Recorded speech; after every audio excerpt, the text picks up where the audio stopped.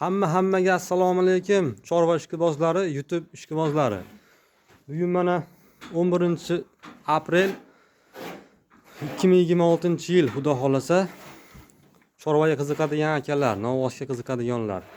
Ko'pchilik so'raydi, qalmiq novvoslarini haqida qanaqa ma'lumot berasiz, qanday yeb-ichishlar qanaqa, boqsak bo'ladimi deganlar uchun maxsus video qilmoqchi bo'ldik.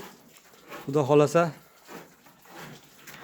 mana shu o'sha qalmiqskiy novvoslar mana.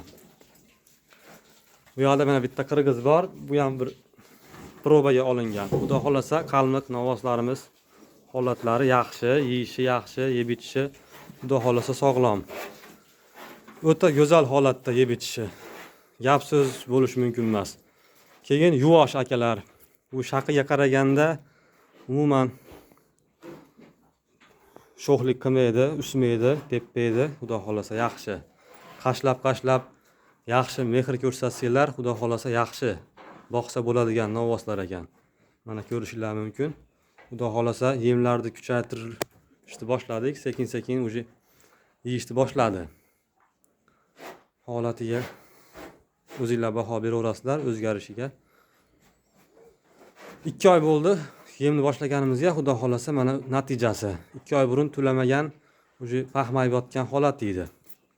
Yeyishlari yaxshi. Endi bizning tavsiyamiz nima desa bo'ladi? Olib boqinglar. Xudo xolasa yaxshi. Qiziqsanglar bo'lar ekan. Lekin bu mana bu ko'rib turganinglar bu boshqa bu. Oqvosh paroda bo'lsa kerak, yana bilmadim, shu lekin gibridroq, toza emas. Lekin bu qalmiqlar chista toza qalmiq, xudo xolasa yeb ichishi boshqasi yaxshi. Yana bir qazi ma'lumot, buni olishdan o'ylayotganlar bu shoqidan qo'rqmanglar. Bu shoqi xudo xolasa sho'xlik qiladigan emas.